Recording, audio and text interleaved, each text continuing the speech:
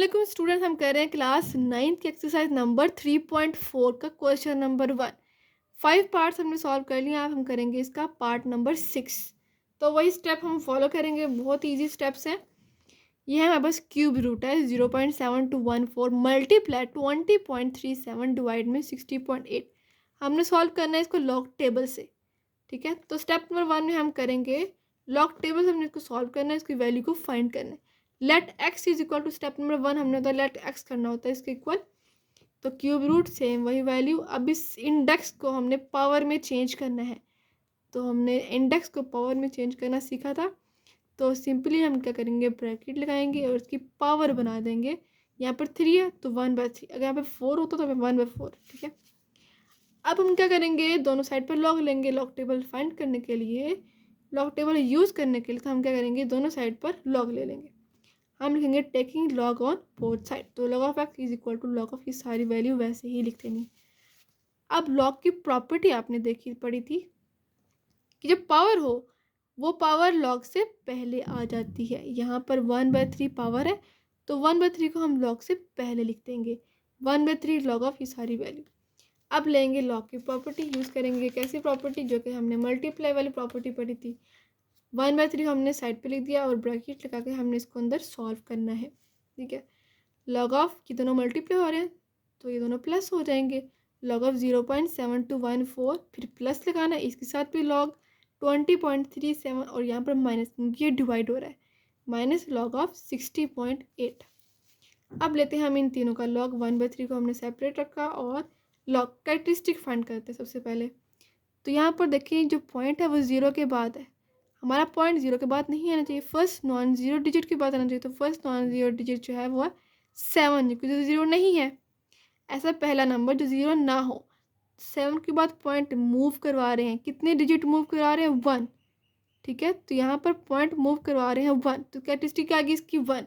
अब -1 क्यों आई है, क्योंकि पॉइंट को हम मूव करवा रहे हैं लेफ़्ट टू राइट मूव करवा रहे हैं। तो इसका मतलब ये कि हम कैरेक्टरिस्टिक आएगी 1 माइनस में। ठीक है, तो 1 की बार हम लिखेंगे कैरेक्टरिस्टिक पॉइंट। अब हमने इसका लॉग फाइंड करना है लॉग टेबल से।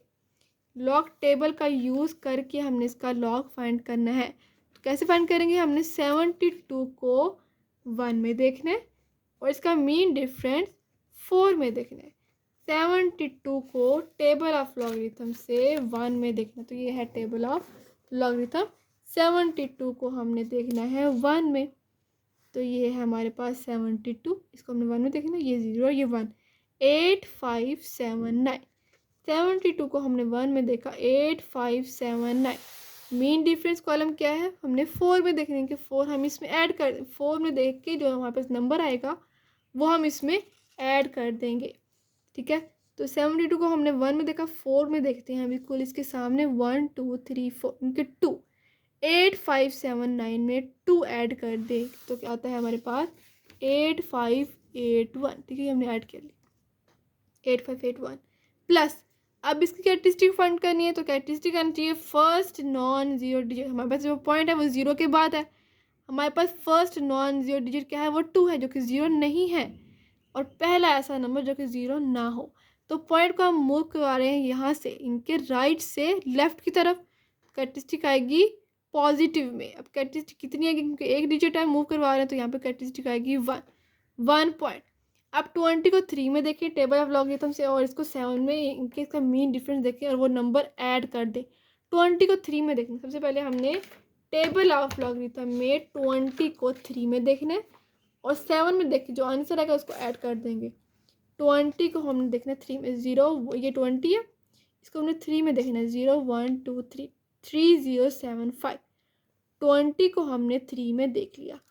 अब इसका मीन डिफरेंस कॉलम क्या है, हमने इसको 7 में देखना है, बिल्कुल इसके सामने ये था, 7 में देखना है, 1 2 3 4 5 6 7 15 हमने इसमें ऐड कर देना, 3075 में 15 को हमने ऐड कर देना, तो आएगा हमारे पास, हमने ऐड किया है 3090। तो यहाँ पे आ जाएगा 1.1, तो कैरेक्टरिस्टिक थी 3090 माइनस इसका लॉग फाइंड करेंगे, तो लॉग हमारे पास कैरेक्टरिस्टिक फाइंड करेंगे। यहाँ पर देखिए 0 के बाद पॉइंट है, पॉइंट आना चाहिए फर्स्ट नॉन ज़ीरो डिजिट के बाद, यानी कि ऐसा डिजिट जो कि 0 नहीं होना चाहिए।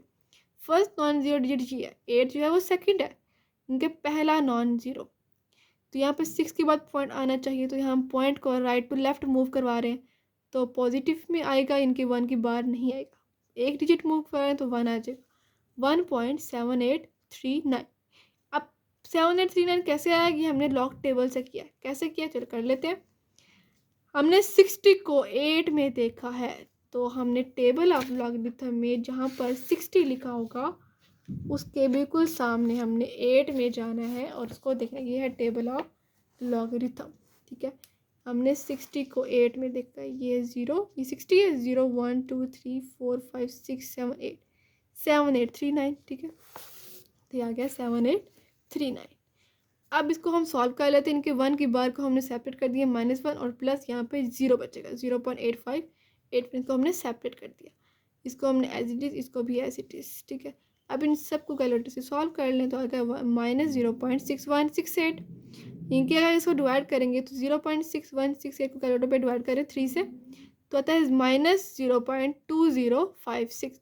लेकिन लॉग की वैल्यू हमने पार्ट नंबर 5 में भी किया था, नेगेटिव में नहीं आनी चाहिए। तो हम क्या करेंगे, ऐड भी करेंगे और सब्ट्रैक्ट भी करेंगे 1 को, एडिंग एंड सब्ट्रैक्टिंग 1। इसको ख़त्म करने के लिए, माइनस को ख़त्म करने के लिए हमने सब कुछ किया। तो -1 + 1 माइनस, इसको एज इट इज लिख दिया -1। अब 1 को माइनस कर दें, 0.2056 लिखें कैलकुलेटर पे, 1 - 0.2056, तो इसका आंसर आ गया 0.7944। -1 प्लस यहाँ पे 0 ही आना, तो हम -1 को इस तरह लिख सकते हैं 1 की बार में, ठीक है। 1 की बार 0.7944। अब इसका एंटीलॉग ले लें तो कैरेक्टरिस्टिक आ गया इसकी 1 की बार। अब देखेंगे हम एंटी से कैसे फाइंड करते हैं। 0.79 को आप टेबल ऑफ एंटीलॉग में 0.79 को 4 में देखें तो 6223 आता है, और 4 का मीन डिफरेंस में देखें तो 6 आता है। ये आपने एंटीलॉग के टेबल में देखना है, तो यही आएगा। आपने क्या करना है, 0.79 को 4 में देखें तो 6223 आता है, और फिर 4 के मीन डिफरेंस कॉलम में देखें तो 6, इनको ऐड कर देना है 6229। तो ऐड करने से क्या आ गया 6229, और रेफरेंस पॉइंट क्या था 6 के बाद पॉइंट, और कैरेक्टरिस्टिक क्या आ गया माइनस पे, इनकी उल्टी साइड पे। तो 6 के पहले यहाँ पे आ जाएगा पॉइंट 0.6299, ठीक है। एक डिजिट हमने इस पॉइंट को 6 से पहले मूव करवा देना है, तो क्या आएगा इसका 0.6229।